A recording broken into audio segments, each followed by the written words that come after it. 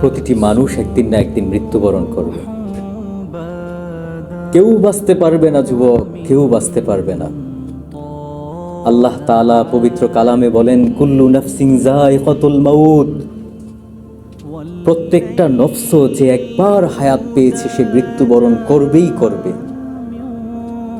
প্রত্যেকটা মানুষ মারা যাবে, প্রত্যেকটা কীট মারা যাবে, প্রত্যেকটা পতঙ্গ মারা যাবে। সমুদ্রের বড় বড় মাছগুলো মৃত্যুবরণ করবে, পাহাড়ে জঙ্গলে বসবাসকারী বড় বড় প্রাণীগুলো মৃত্যুবরণ করবে।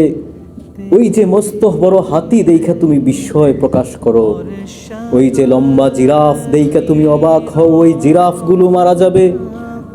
মৃত্যুর কোলে সব প্রাণী ঢলে পড়বে, কেউ বাঁচতে পারবে না। মানুষ তো ক্ষুদ্র জিনিস, মানুষ তো একটা ছোট্ট প্রাণী, মানুষও মারা যাবে। মানুষ মারা যাবে যখন মানুষের হিসাব হবে, জিনের হিসাব হবে, আর কারো হিসাব হবে না। বন্ধু, তুমি বাঁচতে পারবে না, চাইলেও তুমি বাঁচতে পারবে না। আল্লাহ তাআলা বলেন, কুল ইন্নাল মাউতাল্লাযীনা তাফিররুনা মিনহু ফাইন্নাহু মুলাকীকুম। ওই মানুষ, ওই বান্দা শোন, ওই মৃত্যু যা থেকে তুই পালাই আর কত দূর যাইবি তুই? মৃত্যু তো তোকে গ্রেফতার করবেই। ফাইন্নাহু মুলাকীকুম। তুমি পালাইয়া আর যত দূর যাও, যেখানেই যাও, মৃত্যু তোমাকে সেখানেই গ্রেফতার করবে। এক কবি বলেন, মৃত্যু থেকে যতই পালাও মৃত্যু তোমায় লইবে গিরি। মৃত্যু থেকে পালিয়ে যদিও আসমানেতে লাগাও সিঁড়ি। তুমি যদি মৃত্যু থেকে পালাইয়া আসমানে সিঁড়ি লাগাও, সেখানে গিয়ে বেঁচে যাইবা ভাবছো?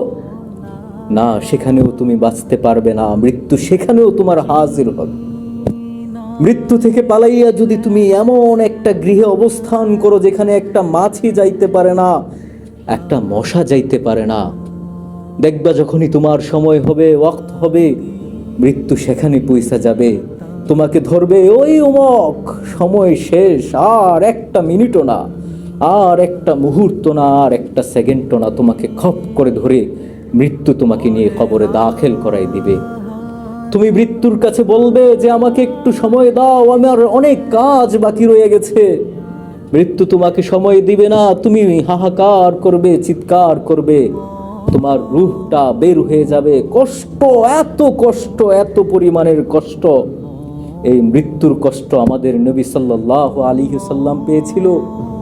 নবীজির কষ্ট দেইখা ফাতেমা বলতেছে, হায় আমার বাবার কষ্ট, আমার বাবার কষ্ট। নবীজি বলে, ফাতেমা শোন, আজকের পর থেকে তোমার বাবার আর কষ্ট আসবে না, আর কষ্ট তাকে গ্রেফতার করবে না। মৃত্যুর কষ্ট থেকে কোনো আম্বিয়া নবী আলাইহিস সালাতু ওয়াস সালামও বাঁচতে পারে নাই, তুমি আমি কে বাঁচবো? শোনো, মৃত্যু আসবে। তুমি যেহেতু হায়াত নিয়ে পৃথিবীতে এসেছো, তোমার মাউত আসবেই আসবে। ওই মাউত আসার আগে তুমি যা পারো, যতটুকু পারো আমল করো আল্লাহর জন্য। একটা মুহূর্ত, একটা সময়কেও নষ্ট করো না। নিজেকে আল্লাহর দিকে মনোনিবেশ করো। ও ইনসান, ও মানুষ, তুমি তো কিছুই ছিলা না।